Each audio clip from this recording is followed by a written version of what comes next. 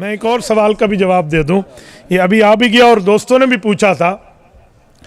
میرا ایک بیان کچھ دنوں پہلے اس کو چلایا گیا جس میں میں نے کہا کہ دامادوں میں حضرت علی المرتضیٰ سب سے افضل ہے. یہ جب میں نے بات کی کچھ لوگوں کو ادھورے علم کا شوق ہوتا ہے. پتہ تو کرو لفظ کیا بولا جا رہا ہے. میں نے خلافت راشدہ میں تو نہیں کہا, دامادوں میں کہا. ایک لفظ ہے اشارہ جو فضیلت ہے حضرت علی کی, اور میں اس بات پہ آج بھی قائم ہوں. اس فضیلت کی بنیاد پہ رسالت مآب کے دامادوں میں حضرت علی سب سے افضل ہے. وہ کیا ہے؟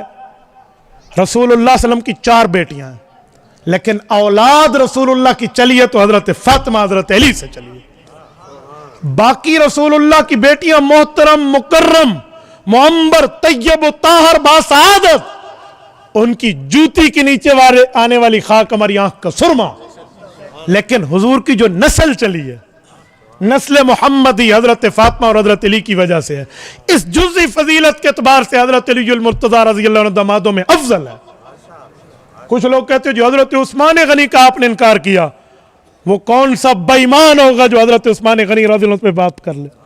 یہ کوئی بات ہے یار؟ سیدنا عثمان ذو النورین رضی اللہ تعالیٰ عنہ کی پاؤں میں نیچے آنے والی جوتی کر جو خاک ہے نا, وہ ہم جیسوں ہزاروں سے افضل ہے. حضرت عثمان یار جس کے لیے قرآن کریم کیا کیا مقام دیتے, اتنی بات سوچ لی جائے.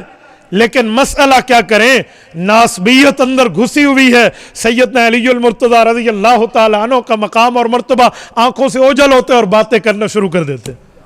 بھئی دامادوں میں حضرت عثمان کا رتبہ, مقام و مرتبہ, درجہ, سید و ویلیو اپنی جگہ مسلم ہے. حضرت ابو العاص رضی اللہ عنہ کی اپنی جگہ مسلم ہے. لیکن نسل محمد مصطفیٰ جو دنیا میں قائم ہے وہ حضرت علی المرتضیٰ کے واسطے سے. خلافت کی ترتیب میں کون کہتا ہے کہ حضرت عثمان افضل نہیں ہے حضرت علی سے؟ ترتیب خلافت میں ابو بکر پہلے, عمر دوسرے, عثمان تیسرے, علی چوتھے. ہم اسی کو سمجھانے کے لیے تو کہتے ہیں کہ حروف تہجی میں تم بات کرتے ہو, الف تا یا, الف با تا سا یہ تک بولتے ہو. الف سے شروع ہوتا ہے, یا پہ ختم ہوتا ہے. ابو بکر بھی الف سے شروع ہوتا ہے, علی پی یا پہ ختم ہوتا ہے. یہ حروف تہجی میں سب نسبت بند ہے. حضرت ابو بکر کا اصل نام عبداللہ ہے, عبداللہ عین سے آتا ہے, عمر عین سے آتا ہے, عثمان عین سے آتا ہے, علی عین سے آتا ہے. ان جوڑوں پر کون بات کرے گا؟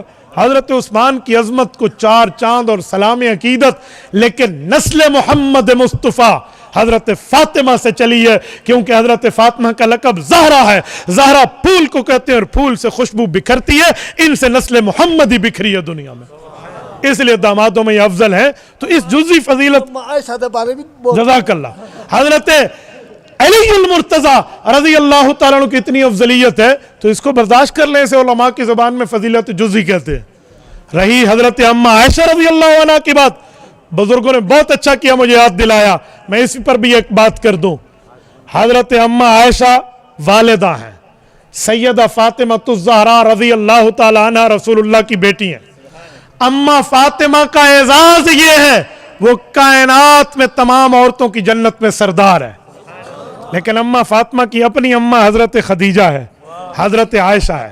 اولاد کا جتنا بڑا رتبہ کیوں نہ ہو, لیکن اولاد کی جنت ماں کے قدموں تلے ہوتی ہے.